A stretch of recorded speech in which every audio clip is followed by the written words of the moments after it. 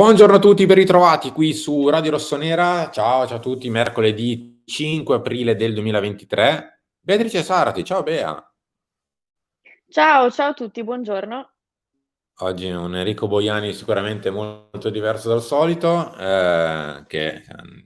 oggi Henry, una piccola pausa, ci sei tu Bea per parlare soprattutto di quello che è la notizia di ieri che abbiamo dato in esclusiva, l'interesse molto molto concreto del Milan per l'area di San Francesco a San Donato.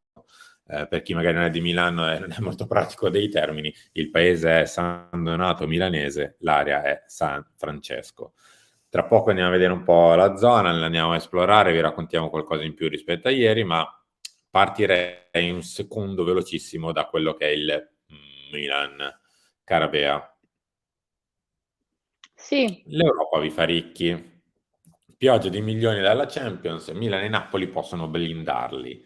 Rafa, felice ritrovato. Il plurale è il motivo per il quale c'è Kvara insieme a mh, Rafa, però abbiamo tolto la parte di Kvara.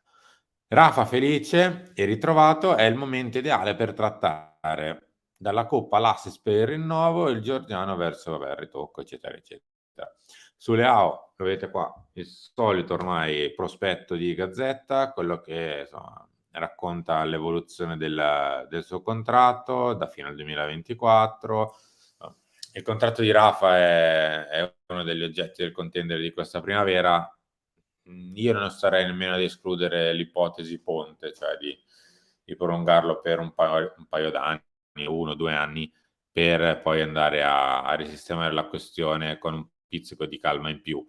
Eh, non starei a fasciarmi la testa nel caso sull'ipotesi Ponte, ecco. So che a qualche tifoso può non piacere particolarmente, però se il rischio è andiamo a combattere in estate per venderlo a non un prezzo idoneo, o addirittura rischiare che sia l'ultima stagione di Rafa e perderlo a zero, torto collo, bisogna fare qualcosa che possa mettere tutto ciò a riparo. sì, anche perché è una situazione complessa, l'abbiamo sempre detto, i rinnovi non sono mai semplici, però la sua situazione è anche contornata da cose che, la rendono ancora più difficile, quindi io non andrei a, schifare l'ipotesi Ponte, anche perché è un'ipotesi che lascerebbe più tranquillo lui, perché nonostante ovviamente, non si ammetta in maniera plateale, io credo che un filo, in testa lui ce l'abbia questa situazione, la viva, perché comunque è una persona. Lascia più tranquillo il Milan perché ha tempo di lavorare e di sistemare appunto tutti i dettagli e quindi perché no. Cioè, se fosse una situazione normale, diciamo che anch'io non impazzirei per la questione ponte, però dato che è un rinnovo abbastanza complesso, Mhmm, per me l'importante è farlo, ecco. Non Mm. andrei a lamentarmi su questo. L'altra pagina di Gazzetta parla di Rambo e del principe. Beh, già qui la differenza direi che è abbastanza notevole. Cioè, tra gli epiteti, ma va bene, è inutile stare a Meno male commentare che mi ancora. copre, anzi io proprio vado dentro questa grafica perché mi viene da ridere quando leggo questa pagina, perché appunto ma mi ha fatto ridere sinceramente cioè il siparietto, perché vedere Maldini con quello sguardo furente, penso di averlo visto poche volte in vita mia da che ho memoria. Magari hai più memoria tu, però, io Paolo con quello sguardo l'ho visto poche volte. Cioè quando Paolo arriva ad avere quello sguardo è perché proprio è arrivato un po' al limite. Mm. Quindi cioè, mentre i nostri ragazzi sono comunque ragazzi giovani che magari si fanno cogliere dalle provocazioni, magari non capiscono nemmeno subito quando è una provocazione e quando è realtà, io credo che Paolo invece abbia molta esperienza perché c'è stato sul campo e le ha vissute queste cose, quindi sa quando certe cose sono fatte ad hoc per me. Io l'ho visto molto come un residuo di Paolo del vecchio capitano, cioè è stata molto una reazione da, non ti dico da giocatore perché sarebbe quasi da sminuire, però da campo, come dire, vabbè, adesso ci penso io, mi metto io davanti a tutti, ci parlo io. E, vabbè, insomma, Molto è inutile bello allungare, quando sia dai. Rafa e anche Brahim tentano di portarlo via, perché nelle immagini più lunghe si vede anche Brahim che cioè fa sorridere questa cosa, penso che si veda anche Sì, il sì, c'è legame Brahim un che po' cerca di che prenderlo per il braccio e a un certo punto si ritrova così, con due diti a prenderlo per la giacchetta, ma non ce la fa.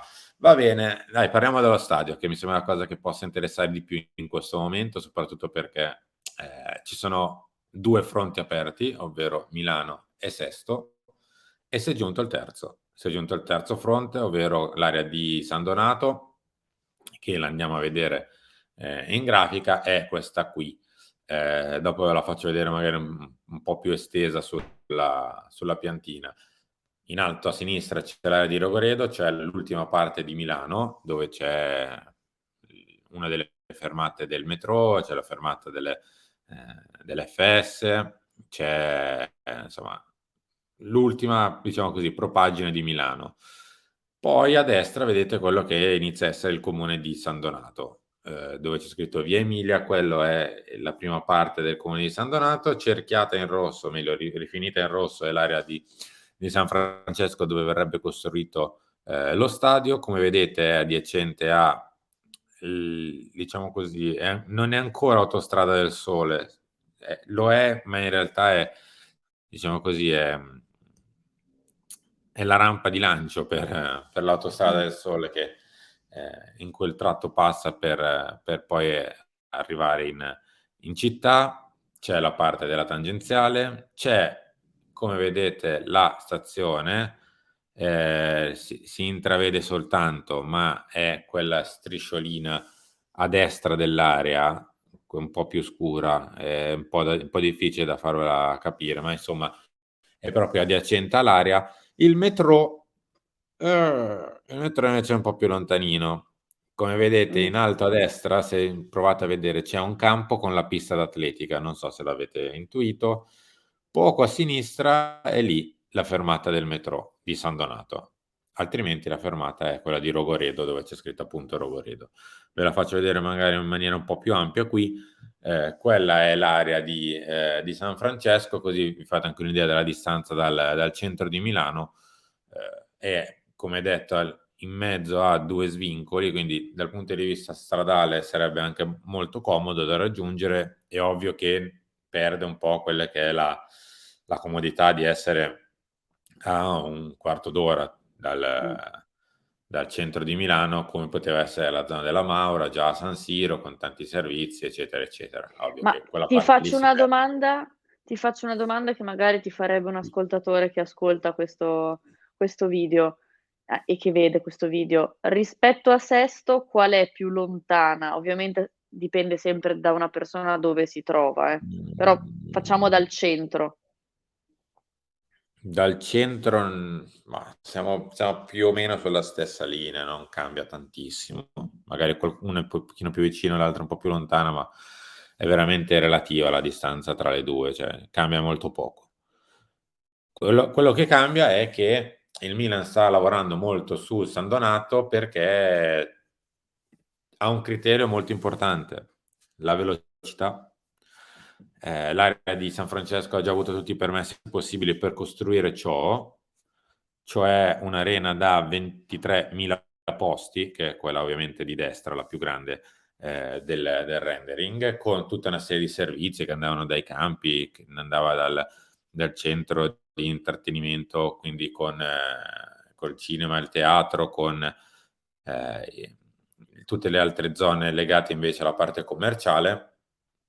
Questo progetto è già stato approvato dalla Giunta di San Donato, aveva già tutti i permessi e diciamo stava per partire. Poi cosa è successo? È successo che l'area, secondo anche i tecnici di Icon, che stavano già iniziando a lavorare su questo progetto, era interessante anche per lo stadio del Milan. Quindi lo hanno proposto al Milan stesso. L'idea è piaciuta, tant'è che c'è ci sono già stati parecchi incontri anche con il comune di San Donato, incontri tra Icon e Milan, eccetera, eccetera, e quindi si sta cercando di lavorare proprio per, diciamo così, sostituire questo progetto originario con quello del nuovo stadio del Milan.